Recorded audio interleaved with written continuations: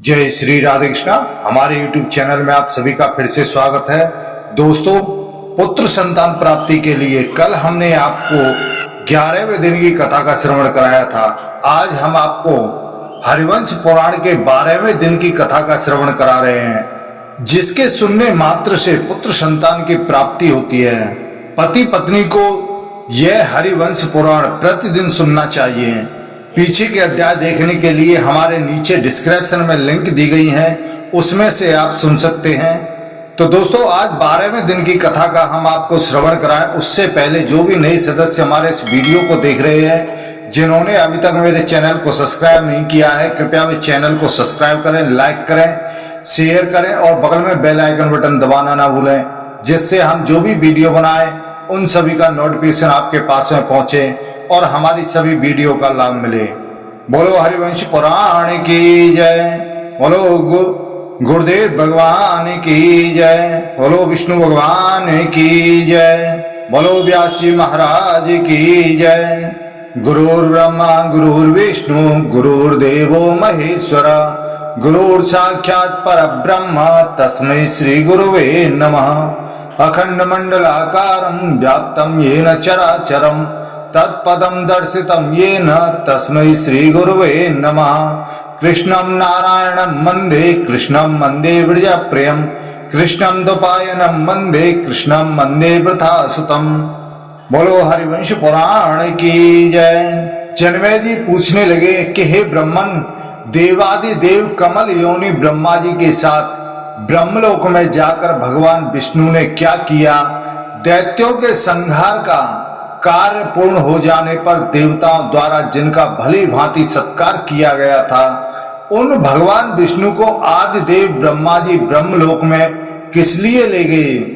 ब्रह्मलोक में उनका कौन सा स्थान है? वहां उन्होंने किस योग का आश्रय लिया? अथवा भूत भावन सर्वव्यापी श्री हरि ने किस नियम को धारण किया? वहां रहते हुए भगवान श्री हरि ने विपुल संपत्ति को, जिसकी देवता असुर और मनुष्य सभी पूजा करते हैं, वह सारा विशाल जगत कैसे पाता है? ग्रीष्म ऋतु के अंत में आषाढ़ मास की शुक्ल पक्ष की एकादशी के दिन भगवान कैसे शयन करते हैं? वर्षा काल बीतने पर यानी कार्तिक की शुक्ल पक्ष की एकादशी के दिन किस प्रकार जागते हैं? तथा ब्रह्मलोक जो नारायण आश्रम है, उसमें रह करके वे संपूर्ण जगत की रक्षा का भार कैसे वहन करते हैं? तो हे विप्रवर, दिव्य धाम में स्थित भगवान विष्णु का जो दिव्य चरित्र है, वह सब यथारूप से विस्तार से मुझसे सुनाइए। मैं आपसे वह संपूर्ण कथा का श्रवण करना चाहता हूं। तब वैशंपायन जी ने कहा कि हे जनमेजय जी, भगवान नारायण के जो कर्म हैं और जिस प्रकार वे ब्रह्मलोक में स्थित होकर ब्रह्मा जी के साथ आनंद का अनुभव करते हैं, वह सब पहले मैं तुमसे कहता हूं, तुम ध्यान लगाकर सुनो। हे राजन, उनकी गति यानी लीला और चरित्र उन्हीं की इच्छा के अनुरूप होती है। वह सूक्ष्म है, इसको तत्व को ठीक ठीक समझ पाना देवताओं के लिए भी अत्यंत कठिन है। इस समय मैं भगवान के जिस चरित्र का वर्णन करने जा रहा हूं, उसे तुम मेरे कथानुसार सुनो। ये श्री नारायण देव सर्वलोकमय हैं और ये तीनों लोक भी इन्हीं के स्वरूप विष्णुमय हैं। ये ही सर्वदेवमय हैं और स्वर्ग के संपूर्ण देवता एतन्मय इन्हीं के स्वरूप अर्थात विष्णुमय हैं। प्रत्येक वस्तु के पार तत्व, अंत, अयंता और चरम सीमा का चिंतन करने वाले बहुत से विचारक उन भगवान का पार नहीं देख पाते हैं, परंतु ये भगवान माधव संपूर्ण जगत के परम पार को भली भांति जानते हैं। ये इंद्रियों के अविषय हैं और संपूर्ण देवता इन्हीं का अनुसंधान करते रहते हैं। और इन्हीं भगवान विष्णु का उस समय ब्रह्मलोक में घटित हुआ जो प्राचीन वृतांत है, उसे मैं तुमसे कहता हूं कि वह किस प्रकार से हुआ। उन भगवान विष्णु ने ब्रह्मलोक में जाकर पितामह के निवास स्थान का दर्शन करके वेदोक्त विधि से वहां के समस्त ऋषियों को प्रणाम किया। उन महातेजस्वी श्री हरि ने पूर्वान काल की क्रिया पूर्ण करके प्रातः सवन के समय महर्षियों की दी हुई आहुति ग्रहण करने वाले अग्निदेव का दर्शन करके उन्हें प्रणाम किया। उन्होंने वहां अपने ही दूसरे विग्रह को विराजमान देखा, जिसका यज्ञों में महर्षिगण घी की आहुतियों द्वारा यजन पूजन कर रहे थे। जो प्राप्त हुए यज्ञ भाग को स्वयं ही ग्रहण कर रहा था। उन अचिंत्य स्वरूप भगवान ने ब्रह्म तेज से संपन्न और वंदनीय ऋषियों को प्रणाम करके उस सनातन ब्रह्मलोक में घूमना आरंभ किया। उन्होंने वहां यज्ञों में स्थापित किए गए बहुत से ऊंचे ऊंचे यज्ञ स्तंभों को देखा, जो सिरे पर काठ के बने हुए छल्लों से विभूषित थे। ब्रह्मर्षि ने उनमें सैकड़ों प्रकार के चिन्ह अंकित किए थे। वे घी की आहुतियों से प्रकट हुए धूम की सुगंध लेते, ब्राह्मणों द्वारा उच्चारित वेद मंत्रों को सुनते और यज्ञों द्वारा होती हुई अपनी ही आराधना को देखते हुए वहां सब ओर विचरने लगे। जो यज्ञ मंडल में सदस्य रूप से विराजमान थे, वे सब देवता और ऋषि हाथों में पवित्र धारण करके अर्घ देने के लिए दोनों भुजाएं ऊपर उठाकर उन भगवान के विषय में परस्पर इस प्रकार कह रहे थे। देवताओं में जो भी शक्ति सामर्थ्य आदि है, वह सब उन्हें भगवान जनार्दन से ही प्राप्त हुआ है। देवताओं से जो भी कुछ प्राप्त होता है, उसे भगवान मधुसूदन भगवान विष्णु ही उनका प्रसाद ग्रहण करते हैं। संसार के मनुष्य विद्वानों के मुख से जिन जगत को अग्नि और सोम का कार्य जानते हैं, उसके कारण वे सोम और अग्नि तथा यह कार्यभूत जगत भी सनातन विष्णु रूपी ही है। यह बात तुम्हें भी विदित है। जैसे दूध से दही बनता है और दही से मंथन करने पर घी प्रकट होता है, उसी प्रकार भूतों के मथे जाने पर अर्थात चित्त को एकाग्र करके सूक्ष्म तत्व का चिंतन करने पर यह ज्ञात हो जाता है कि सारा संसार भगवान विष्णु से ही प्रकट हुआ है। जैसे चेतना से व्याप्त भूतों यानी शरीरों और इंद्रियों द्वारा उनके नियंता परमात्मा का स्वतः ज्ञापन या प्रतिपादन हो जाता है, उसी प्रकार अनुग्रह आदि गुणों से युक्त देवताओं, वेदों और लोकों द्वारा श्री हरि का बोध हो जाता है, उनका ज्ञान हो जाता है। जैसे भूतल पर देहधारी प्राणियों को जो देह और इंद्रियों की प्राप्ति हुई है, उनका संबंध पार्थिव भूतों से है, उसी प्रकार स्वर्गलोक में देवताओं के जो बल और ऐश्वर्य प्राप्त हुए हैं, उनका संबंध भगवान विष्णु से है। ये भगवान विष्णु ही यज्ञ करने वाले यजमानों को उनके यज्ञों का फल प्रदान करते हैं। ये परम पवित्र और स्वतंत्र हैं। संपूर्ण लोगों का संचालन सूत्र इन्हीं के हाथ में है। जैसे वाणी के माधुर्य का वर्णन वाणी द्वारा ही संभव होता है, उसी प्रकार श्री विष्णु के स्वरूप का प्रतिपादन एवं विष्णु ही स्वयं विष्णु ही कर सकते हैं। दूसरों के लिए इनकी महिमा अनिर्वचनीय है। तदनंतर भगवान को देखकर ऋषियों ने कहा कि हे सुरश्रेष्ठ, आपका स्वागत है महातेजस्वी पद्मनाभ। हे विष्णु भगवान, आप वेद मंत्रों द्वारा यह यज्ञ संबंधी आतिथ्य सत्कार ग्रहण करें। इस यज्ञ पूत पाद्य के आप ही उत्तम पात्र हैं, क्योंकि आप ही वेद मंत्रों द्वारा पावन अतिथि बताए गए हैं। जिनके विषय में हम सदा सुनते और जानते आए हैं, उन्हीं का आज प्रत्यक्ष दर्शन हुआ। यह हमारे लिए बड़ी सौभाग्य की बात है। आप सर्वव्यापी श्री हरि जब युद्ध के लिए चले गए थे, तब हमारे यज्ञ कर्म ठीक तरह से हो नहीं पाते थे। जिसका संबंध भगवान विष्णु से न हो, अर्थात जिसमें वे उपस्थित ना हो, उस यज्ञ का कार्य ठीक से संपन्न नहीं होता है। आज आपकी उपस्थिति से हमारा यज्ञ सफल हो गया। आपका प्रकट होना ही दक्षिणाओं से संपन्न यज्ञ का प्रमुख फल है। आज आप यहाँ अपने आप को हमारे द्वारा पूजित देखेंगे। तब एवं मस्तु कहकर भगवान विष्णु ने उन सब का सम्मान किया। उनके द्वारा सम्मानित हो लोक पितामह ब्रह्मा जी अपने लोक में स्थित हो परम आनंद का अनुभव करने लगे। तब वैशंपायन ऋषि जी कहते हैं कि हे जन्मेजय, उन ऋषियों से पूजित होकर सर्वेश्वर भगवान विष्णु ने पुराण प्रसिद्ध दिव्य ब्रह्मधाम यानी बैकुंठ में, जो उन नारायण देव का आश्रम था, विश्राम स्थान है, वहां पर जाकर के उन्होंने प्रवेश किया।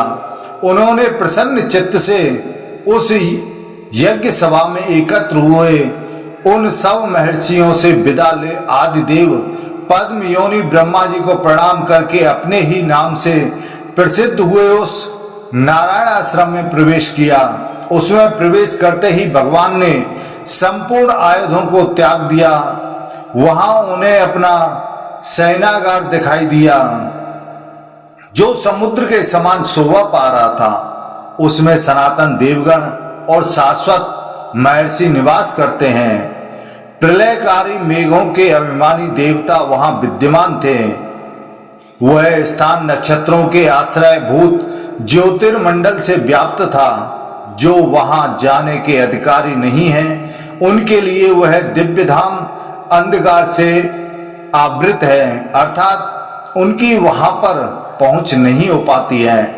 देवताओं और असुरों के लिए भी वहां पहुंचना अत्यंत कठिन है। वहां ना तो वायु की, न चंद्रमा की और न सूर्य की ही पहुंच हो पाती है। वह दिव्य देश भगवान पद्मनाभ के सच्चिदानंदमय श्री विग्रह की तेजो राशि से ही आवृत्ति एवं प्रकाशित है, जो पहले सहस्रों मस्तकों से विभूषित विराट रूपधारी होकर शोभा पाते थे। उन्हीं भगवान ने उस दिव्य धाम में प्रवेश करते ही जगत के प्राणियों की कर्म वासनामयी जटा का भार सिर पर धारण किए वहां सोने की तैयारी की। उसके पश्चात लोकों के अंतकाल को जाने वाली कृष्ण वर्णा काल रूपणी निंद्रा, जो नेत्रों का आश्रय लेकर शोभा पाती है, उन परमात्मा श्री हरि की सेवा में उपस्थित हुई। व्रतधारियों में श्रेष्ठ श्री हरि ने समुद्र और मेघों के जल से शीतल दिव्य सैया पर शयन किया। प्रलय काल में सारे जगत के एकार्णव मग्न हो जाने पर जिस नियम से भगवान के शयन का वर्णन पुराणों में मिलता है, उसी के अनुसार उस समय भी भगवान ने शयन किया था। जगत के अभ्युदय के लिए शयन करने वाले उन सर्व समर्थ महात्मा विष्णु की वहां रहने वाले देवता और ऋषि उपासना करने लगे। सोए हुए भगवान की नाभि से मध्य भाग से एक कमल प्रकट होकर शोभा पाने लगा। उसकी कांति सूर्य के समान थी। वही ब्रह्मा का आदि आसन है। उसमें सहस्र दल हैं। वह बीज रूपी विभिन्न वर्णों से अंकित है। अत्यंत कोमल एवं अच्छी तरह खिला हुआ है। ब्रह्मा जी की जो पूर्व जन्मों की वासना कर्म संस्कार हैं, वही सूत्र रूप से मानो भगवान का उठा हुआ हाथ है। उसके द्वारा वे सृष्टि आदि के लिए संकेत करते रहते हैं। इस प्रकार वे महामुनि श्री हरि सोते हुए ही समस्त लोकों के काल जनित उलटफेर सृष्टि संहार की आवृत्ति किया करते हैं। उनके खुले हुए मुख से जो निश्वास वायु निर्गत होती रहती है, उससे प्रेरित होकर प्रजाओं की विभिन्न श्रेणियां बड़े वेग से निकलती और उत्पन्न होती रहती हैं। वे उत्पन्न हुए पवित्र प्राणी साक्षात ब्रह्मा जी के द्वारा ब्राह्मण, क्षत्रिय, वैश्य और शूद्र रूप से 4 भागों में विभक्त किए जाते हैं। फिर वे चारों वर्णों के लोग अपने अपने लिए बताए गए वेदोक्त कर्म का निष्काम भाव से अनुष्ठान करके अपनी परम गति परमात्मा को प्राप्त कर लेते हैं। योग निद्रा का आश्रय लेकर शयन करने वाले जो भगवान विष्णु का योग माया से समावृत स्वरूप है, उसे स्वयं ब्रह्मा जी तथा ब्रह्मलोक के अविनाशी ब्रह्मर्षि भी नहीं जान पाते हैं।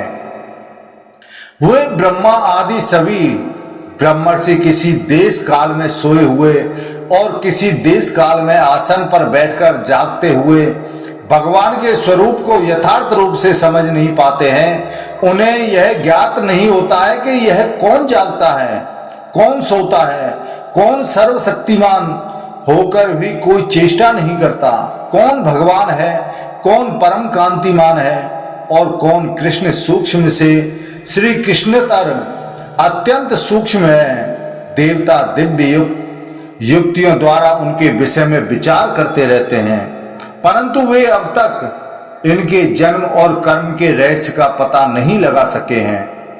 उन परमात्मा ने अपने निश्वास भूत वेद मंत्रों के द्वारा जिनका उपदेश किया है, उन वैदिकी गाथाओं द्वारा जो उनका चरित्र को जानते हैं, उन पुरातन ऋषियों ने ही पुराणों में उन परमेश्वर के स्वरूप का विशद विवेचन किया है। देवताओं के यहाँ भी महापुराण आदि से इनके पुरातन चरित्र का श्रवण किया जाता है, उनका कहीं अंत नहीं है। उन देवादिदेव परमात्मा का उनके प्रभाव के पराक्रम आदि के द्वारा प्रकट हुआ जो लीला चरित्र है, उसी से ये वैदिकी और लौकिक श्रुतियां भरी हुई हैं। लोकों की सृष्टि के समय ये लोक भावन मधुसूदन सगुण रूप से प्रकट होते हैं और दानवों के विनाश के लिए सदा जागरूक रहते हैं। जहां सो जाने पर इन अविनाशी प्रभु को देवता भी नहीं देख सके थे, वहीं ये वर्षा काल में आषाढ़ शुक्ल पक्ष की एकादशी से कार्तिक शुक्ल पक्ष की एकादशी तक सोते और वर्षा व्यतीत होने पर जागते हैं। भगवान विष्णु ही वेद यज्ञ और समस्त यज्ञांग यज्ञ के उपकरण हैं। यज्ञों द्वारा प्राप्त होने वाली जो परम गति बताई गई है, वह भी ये भगवान पुरुषोत्तम ही हैं। भगवान के शयन काल में मंत्रपूत यज्ञ कर्मों का अनुष्ठान नहीं होता है। शरद ऋतु में जब ये मधुसूदन जागते हैं, उस समय वाजपेयी आदि यज्ञों का अनुष्ठान आरंभ हो जाता है। भगवान विष्णु के शयन करने पर मेघों के स्वामी देवराज इंद्र स्वयं ही प्रजापालन रूप वैष्णव कर्म का संपादन करते हैं और वे ही सभी लोगों से वर्षा ऋतु में होने वाले जल संबंधी कर्म, उपाकर्म एवं श्राद्ध तर्पण आदि का अनुष्ठान करवाते हैं। यह जो गहन तपोमयी माया है, वही संसार में निद्रा रूप से स्थित है। वह अकारण ही सबसे द्वेष रखने वाली और भयंकर है तथा युद्ध क्षेत्र में उतरे हुए राजाओं के लिए काल रात्रि के समान है। उस तामसी माया का शरीर है रात्रि, जिसका द्वार है अंधकार। वह दिन का नाश करने वाली तथा निद्रा द्वारा भूतल के समस्त प्राणियों के आधे जीवन को हर लेने वाली है। उसका स्वरूप भयंकर है।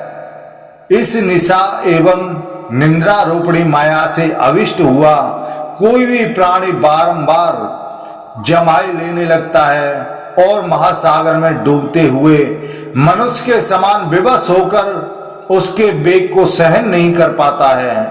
पृथ्वी पर रहने वाले मरण धर्मा मनुष्यों को यह निद्रा भोजन अथवा किसी प्रकार के परिश्रम के कारण प्राप्त होती है। इस प्रकार यह लौकिकी निद्रा जगत के सभी प्राणियों को आती है। पृथ्वी पर देहधारियों को जो निद्रा आती है, वह प्राय सो लेने के बाद स्वयं ही नष्ट हो जाती है, परंतु जब प्राणियों का मृत्यु काल उपस्थित होता है, उस समय यह उनके प्राणों का प्रबल वेग से नाश कर डालती है। देवताओं में भी भगवान नारायण के सिवा दूसरा कोई इसे धारण नहीं कर सका, न इस पर कोई काबू पा सका। भगवान विष्णु के शरीर से प्रकट हुई यह माया सर्वसंहारकारी काल की सखी सहायिका है। वही यह माया भगवान नारायण के मुखमंडल में उनके नेत्र कमलों के भीतर स्थित दिखाई देखी गई है। यही कमल नयनी नारी के रूप में भी प्रकट होती है। संपूर्ण विश्व को मोह में डालने वाली निंद्रामयी माया अल्पकाल में ही समस्त लोगों को ग्रस लेती है। जिसका मार्ग सूक्ष्म है, उन परमात्मा श्री हरि ने समस्त लोगों के लिए अर्थात उन्हें विश्राम सुख का अनुभव कराने के लिए इस निंद्रा को धारण किया है। जैसे पति पतिव्रता स्त्री का सेवन करता है, उसी प्रकार विश्राम सुख की इच्छा वाले प्रत्येक व्यक्ति को समय समय पर इसका सेवन करना चाहिए। इस तरह अविनाशी भगवान विष्णु उस योग निंद्रा से आच्छन्न हो संपूर्ण जगत को मोह में डालते हुए उस समय नारायण आश्रम में शयन करने लगे। वहां सोते हुए महात्मा नारायण ने हजारों वर्ष बीत गए। सतयुग तथा उत्तम त्रेता युग भी समाप्त हो गए। द्वापर के अंत में समस्त लोगों को अत्यंत दुख से पीड़ित जान महर्षियों द्वारा अपनी स्तुति सुनते हुए वे महातेजस्वी श्री भगवान श्री हरि जाग उठे। तब ऋषि बोले कि हे भगवान, जैसे पहले के उपभोग में लगी हुई फूल माला को त्याग दिया जाता है, उसी प्रकार आप अपनी इस सहज निंद्रा को त्याग दीजिए। ब्रह्मा जी के साथ ये समस्त देवता आपके दर्शन की अभिलाषा से खड़े हैं।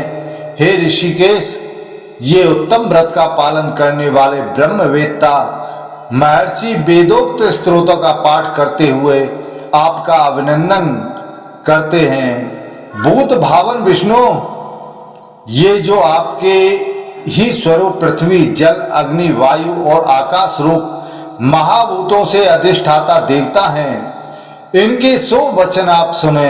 हे देव, ये मुनि मंडली सहित सप्तर्षि गाने योग्य दिव्य वाणी द्वारा स्वभावतः आपकी स्तुति करते हैं। हे कमल नयन, आप जागिए, आप उठिए। हे महातेजस्वी पद्मनाभ, देवताओं के गुरुतर कार्यवश आपको जगाने के लिए कुछ कारण उत्पन्न हो गया है। तब वैशंपायन ऋषि जी कहते हैं कि हे जन्मेजय, तब सारे जल को समेटकर और अंधकारियों के लिए योग माया ने जो तमोमय आवरण लगा दिया था, उसको भी दूर करके भगवान ऋषिकेश अपनी उत्कृष्ट शोभा से प्रकाशित होते उठे। उन्होंने देखा कि ब्रह्मा सहित समस्त देवता उपस्थित हैं।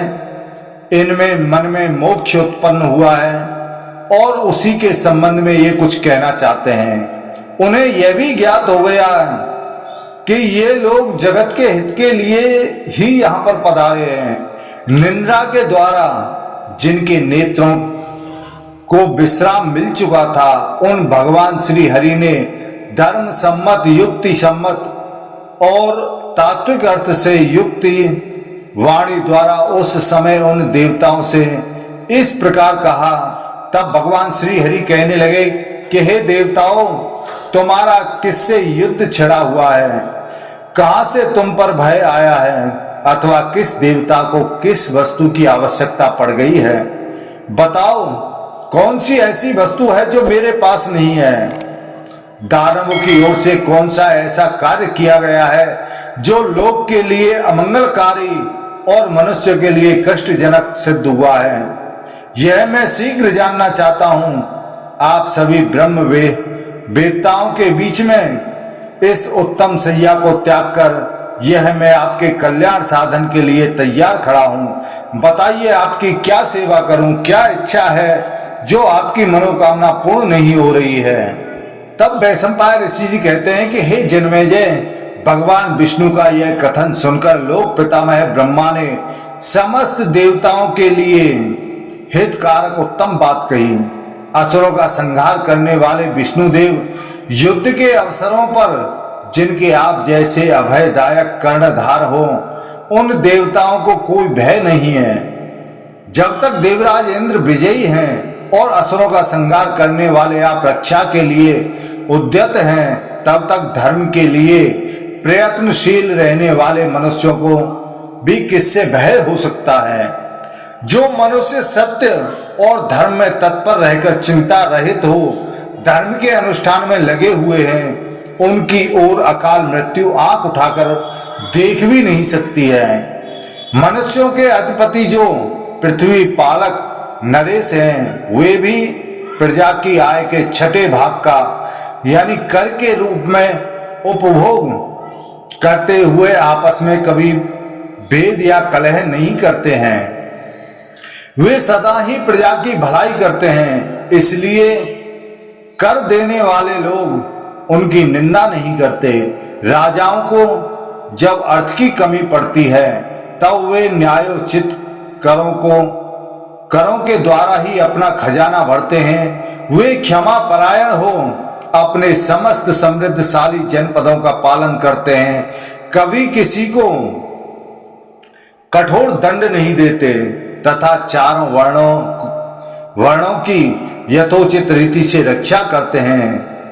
कोई भी प्राणी उन्हें उद्वेग से नहीं डालते।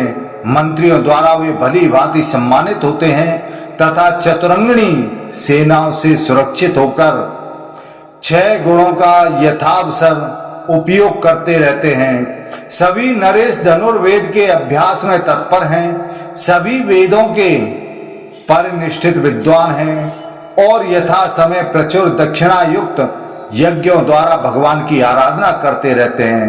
वे दीक्षा ग्रहण एवं ब्रह्मचर्य के पालन पूर्वक वेदों का अध्ययन करके महर्षियों को तथा पवित्र श्राद्ध कर्मों द्वारा सैकड़ों बार पितरों को तृप्त करते रहते हैं।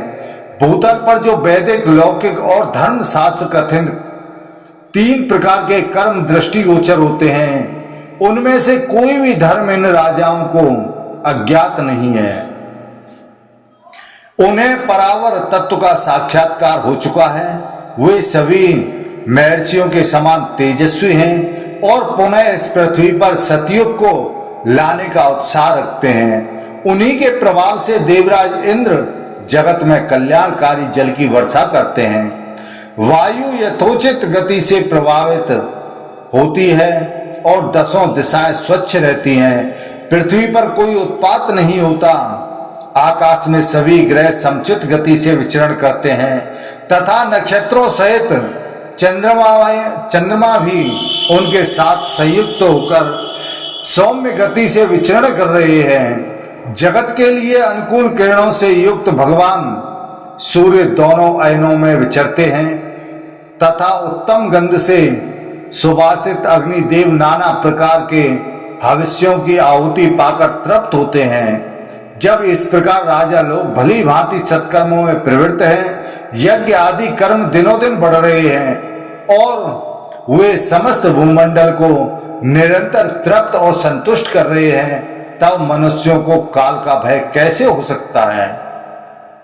परंतु जिनकी कीर्ति सब ओर जगमग हो रही है तथा जो एक दूसरे के वशवर्ती होकर मेल मिलाप से रहते हैं, उन बलवान राजाओं के पास जो असंख्य सेनाएं हैं, उनके भार से पृथ्वी को बड़ी पीड़ा हो रही है।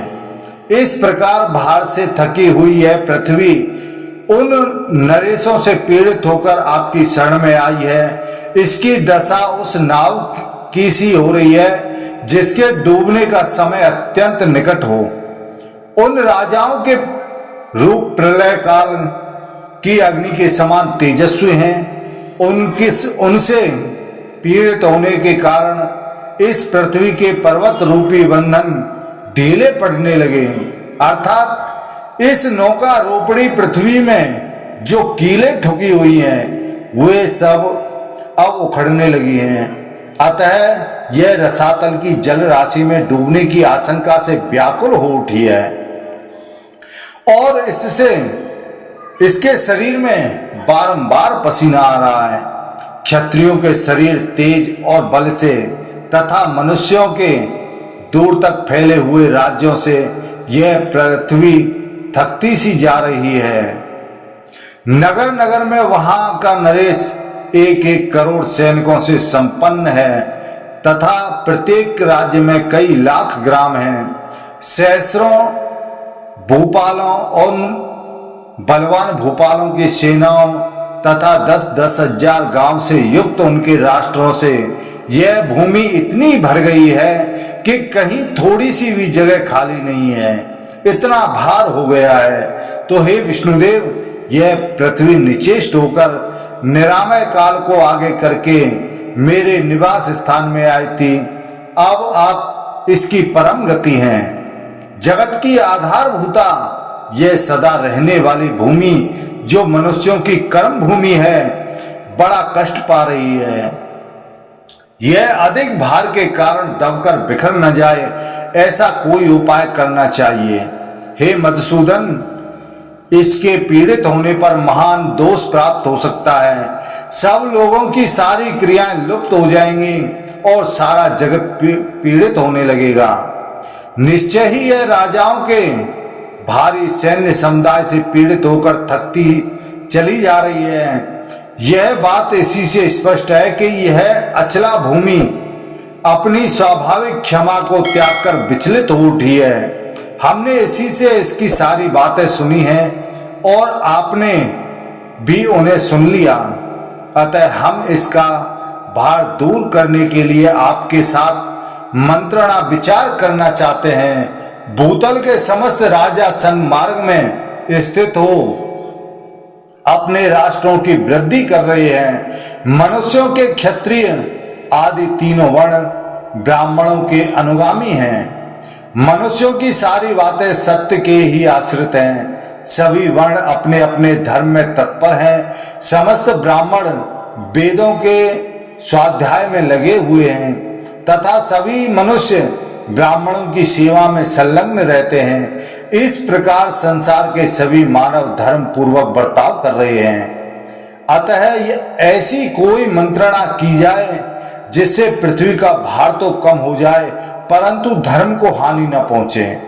यही सत्पुरुषों की गति है, दूसरी नहीं है, और धर्म ही इसका उत्तम साधन है। इस पृथ्वी का भार दूर करने के लिए राजाओं का वध आवश्यक कार्य है। हे महाभाग, हे विष्णु, आइए हम सब लोग इस पर विचार करें। हे महाराज जन्मेजय, संपूर्ण विश्व के आत्मा महातेजस्वी लोक पितामह ब्रह्मा जो पृथ्वी के साथ आए थे, भगवान विष्णु से इतनी बात कहकर चुप हो गए। तब वैशंपायन ऋषि जी कहते हैं कि हे जन्मेजय, तब बहुत अच्छा कहकर भगवान विष्णु उन सब के साथ वहां से चल दिए। उनकी वाणी वर्षा काल के मेघ की भांति गंभीर थी। उनका श्री विग्रह मेघ के समान श्याम था तथा वे मेघ युक्त पर्वत के समान जान पड़ते थे। उनका जटा मंडल मंडित उदर भाग मुक्ता मणियों से मालाओं से उद्दीप्त होकर चंद्रमा की प्रभा से युक्त मेघ के समान कांति धारण करता था। उनके विस्तृत वक्ष स्थल में उठी हुई रोमावलियों से युक्त शोभा वाली श्री वत्स दोनों स्तनों के मुख तक फैलकर उद्भासित हो रही थी। तो ब्रह्मा जी के पीछे पीछे गरुड़ पर बैठकर भगवान चलते रहे। भगवान नारायण का सभी देवता अनुसरण कर रहे थे। उन सब के नेत्र उन्हीं की ओर लगे हुए थे। थोड़े ही समय में सब देवता रत्नमय मेरु पर्वत पर आ पहुंचे। वहां उन्होंने ब्रह्मा जी की उस सभा को देखा जो इच्छानुसार रूप धारण करने वाली थी। मेरु पर्वत के शिखर पर स्थापित हुई वह दिव्य सभा सूर्य के समान तेज से संपन्न थी। उसमें सोने के खंभे लगे थे तथा उसके फाटक में रत्न जड़े हुए थे। मानसिक कल्प के अनुसार स्वतः निर्मित हुए विचित्र चित्र उसकी शोभा बढ़ाते हैं थे। सैकड़ों विमानों की पंक्तियां वहां विराजमान थीं। उसमें बहुमूल्य रत्न जड़े हुए थे। सभी ऋतुओं के फूलों से वह व्याप्त थी। उस दिव्य सभा का निर्माण साक्षात विश्वकर्मा ने किया था। वह देवताओं की माया धारण करने वाली थी। समस्त देवता ब्रह्मा जी की आज्ञा से आज्ञा के अनुसार प्रसन्नता पूर्वक उस कल्याणमयी सभा में प्रविष्ट हुए और यथा योग्य स्थान पर विधि पूर्वक बैठे हुए वहां योग्यता अनुसार बताए हुए विमानों, आसनों, भद्रासनों, पीठों, कालीनों और दूसरे दूसरे बिछौनों पर विराजमान हुए। जिसका जैसा आसन था वह उसी स्थान पर विराजमान हुआ। तब ब्रह्मा जी के भली भांति आज्ञा देने पर अपने वेग से बड़े बड़े वृक्षों को तोड़ देने वाले वायुदेव उठे और कोई एक शब्द भी मुंह से न निकाले, यह कहकर के सब लोग मौन रहें। ऐसा कहते हुए सारी सभा में सब ओर घुमाए। जब देवताओं का वह समुदाय भली भांति नीरव और निस्तब्ध हो गया, यानी सभी चुप हो गए, तब वहां करुणाजनक वचनों में पृथ्वी कहने लगी कि पृथ्वी कहती है कि हे देव, मैं रसातल में धसी जा रही हूं, आप मुझे धारण करें, क्योंकि आपके आधार पर ही यह संपूर्ण जगत टिका हुआ है। आप ही समस्त भूतों को धारण और सभी भुवनों का भरण पोषण करते हैं।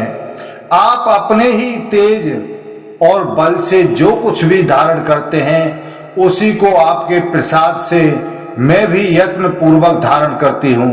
आपके धारण किए हुए को ही मैं धारण करती हूँ। जिसे आपने धारण न कर रखा हो, ऐसी कोई वस्तु को मैं धारण नहीं करती। ऐसा कोई भूत नहीं है जिसे आप निरंतर धारण न करते हो। तो हे देव, हे नारायण, आप ही प्रत्येक युग में जगत के हित की कामना से मेरा भार उतारते हैं। हे श्रेष्ठ, आप ही के तेज से आक्रांत होकर मैं रसातल को जा पहुंची हूं और अपने उद्धार के लिए आप ही की शरण में आई हूं। आप मेरी रक्षा करें। दानवों तथा दुरात्मा राक्षसों से पीड़ित होकर मैं सदा आप सनातन पुरुष की ही शरण में आती हूं और आती रहूंगी। मुझे अभी तक अधिक भय रहता है, जब तक कि मैं अपने भार धारण करने वाले आप परमेश्वर के मन से शरण नहीं लेती हूं। इस बात को मैं सैकड़ों बार देख चुकी हूं। पुरातन युग के प्रारंभ काल में कमल योनि ब्रह्मा जी ने मुझे जल के ऊपर स्थापित किया था और मेरी मृतिका को मुट्ठी में बांधकर उसके द्वारा पहले दो बड़े बड़े असुरों की मूर्तियां बनाई। वे दोनों पहल महासागर में सोते हुए उन महात्मा भगवान विष्णु के कानों की मैल से उत्पन्न हुए थे और काठ एवं दीवार के समान अचेतन अवस्था में स्थित थे। फिर ब्रह्मा जी के उत्तम प्रेरणा से स्वयं वासुदेव ने उनके भीतर प्रवेश किया। इसके बाद वे दोनों महान असुर आकाश को आच्छादित करते हुए बढ़ने लगे। वायु रूपी प्राण से उक्त हुए उन दोनों असुरों को गोद में लेकर ब्रह्मा जी ने उनके अंगों पर धीरे धीरे हाथ फेरा। उनमें से एक का शरीर तो उन्हें अत्यंत कोमल प्रतीत हुआ और दूसरे का कठोर। तब जलज जन्मा भगवान ब्रह्मा ने उन दोनों का नामकरण संस्कार किया और कहा कि यह जो मृदु, जो कोमल है, इसका नाम मधु होगा और जो कठोर है वह कैटभ कहलाएगा। नाम निश्चित हो जाने पर वे दोनों अत्यंत दुर्जय दैत्य बल के घमंड से मत वाले होकर युद्ध की इच्छा से समस्त एकार्णव यानी पूरे संसार में विचरने लगे। उन दोनों को युद्ध के लिए आया देख लोक पितामह ब्रह्मा वही एकार्णव हो जल राशि में अदृश्य हो गए। उन चतुर्मुख ब्रह्मा ने भगवान पद्मनाभ की नाभि के मध्य भाग से प्रकट हुए कमल पर ही गुप्त रूप से निवास करना पसंद किया। वे दोनों भगवान नारायण और ब्रह्मा जल के भीतर स्थित हो बहुत वर्षों तक सोते रहे, कभी हिले तक नहीं। दीर्घ काल व्यतीत होने के पश्चात वे दोनों भाई मधु और कैटभ उस स्थान पर आए जहां पर ब्रह्मा जी विराजमान थे। उन दुर्जय विशालकाय एवं भयंकर असुरों को देखकर ब्रह्मा जी ने कमल की नाल से भगवान विष्णु को ठोका। तब महातेजस्वी भगवान पद्मनाभ सैया से उठकर खड़े हुए।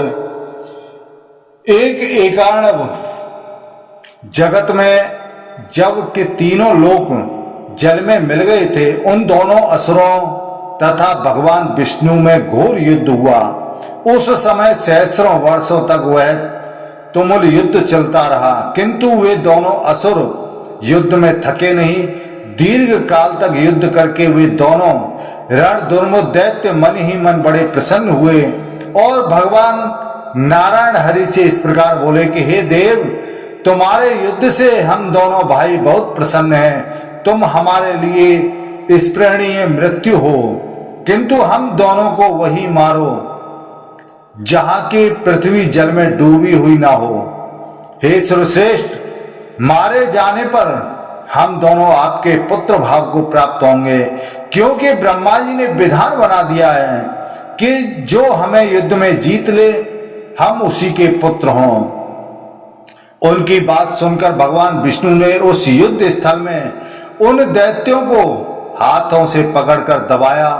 इससे मधु और कैटभ दोनों की मृत्यु हो गई।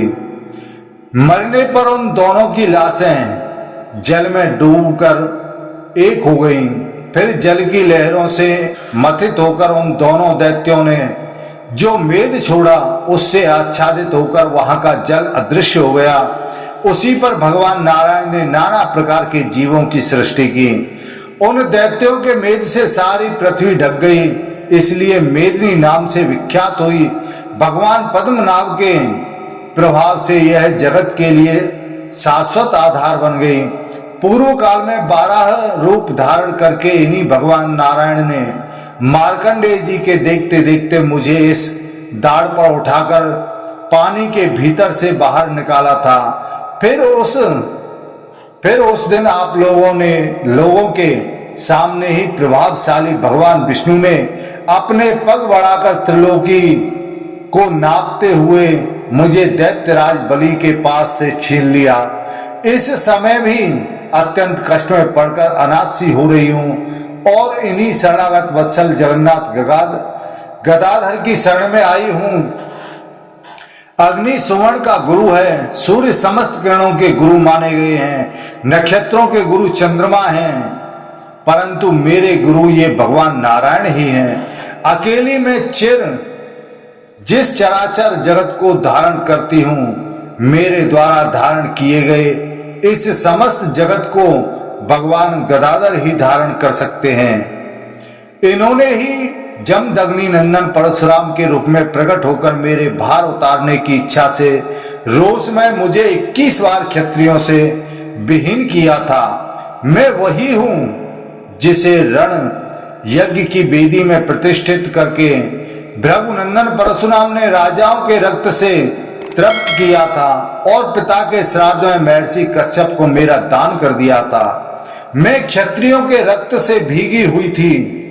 मेरे शरीर से मांस मेद और अस्थियों की दुर्गंध फैल रही थी। उसी दशा में रजस्वला युवती की भांति में महर्षि कश्यप की सेवा में उपस्थित हुई। उस समय ब्रह्मर्षि कश्यप ने मुझसे कहा कि हे वसुदेव, क्या कारण है तू नीचे मुख किए वीर पत्नी के इस व्रत को धारण करके विषाद में क्यों डूबी हुई है। उस समय मैंने लोक पिता कश्यप जी को यह सूचित किया कि हे ब्रह्मन, महात्मा परशुराम ने मेरे पतियों को मार डाला है। शस्त्र ग्रहण की जिनकी जीविका का साधन था, उन पराक्रमी क्षत्रियों से हीन होकर मैं विधवा हो गई हूं। मेरे सारे नगर राजाओं से शून्य हो गए हैं। अब मुझ में जीवित रहने का उत्साह नहीं रह गया है। हे भगवान, मुझे ऐसा कोई नरेश पति दीजिए जो आपके समान ही शक्तिशाली हो और समुद्र से घिरी हुई मेरी ग्राम और नगरों सहित रक्षा करे। प्रभावशाली भगवान कश्यप ने मेरी यह बात सुनकर कहा कि बहुत अच्छा। फिर उन्होंने मुझे राजा मनु के हाथ में दे दिया। इस प्रकार मैं वैवस्वत मनु से प्रकट हुए दिव्य इक्ष्वाकु कुल में आ गई। उस कुल के सभी लोग नरेश थे। वहां दीर्घ काल तक एक राजा से दूसरे राजा के अधिकार में आती रही। इस प्रकार मैं बुद्धिमान राजा मनु के हाथों में सौंपी गई और महर्षि समुदाय के तुल्य तेजस्वी सहस्रों राजाओं के उपभोग में आई। बहुत से सूरवीर क्षत्रिय मुझे जीतकर स्वर्ग लोक को चले गए। वे काल के अधीन होकर मुझ में ही लीन हुए। जगत में मेरे ही लिए युद्ध स्थलों में कभी पीठ न दिखाने वाले बलवान क्षत्रियों के परस्पर युद्ध हुए हैं और हो रहे हैं। आप लोगों के द्वारा परिचालित देव के द्वारा ही इस जगत का परिपालन होता है। अतः आप जगत के हित के लिए ऐसा कोई उपाय कीजिए जिससे रणभूमि में राजाओं का संहार हो। यदि मुझ पर भगवान की दया हो तो यह एकमात्र चक्रधारी श्रीमान भगवान विष्णु मेरा भार शिथिल करने के लिए मुझे अभय दान दें। मैं भार से संतप्त होकर शरण खोजती हुई जिनकी शरण में आई हूं वे ही ये भगवान विष्णु यदि मेरा भार उतारना उचित समझें तो इसके लिए मुझे आश्वासन दें। तो दोस्तों आगे की कथा का श्रवण हम अगले दिन कराएंगे, अगले अध्याय में कराएंगे। आज हमने आपको 12वें दिन की कथा का श्रवण कराया है। तो दोस्तों यह वीडियो आपको कैसा लगा? हमें उम्मीद है अच्छा लगा होगा। कृपया चैनल को सब्सक्राइब जरूर करें। जय श्री राधे कृष्णा। बोलो हरिवंश पुराण की जय, बोलो विष्णु भगवान की जय, बोलो व्यासी महाराज की जय।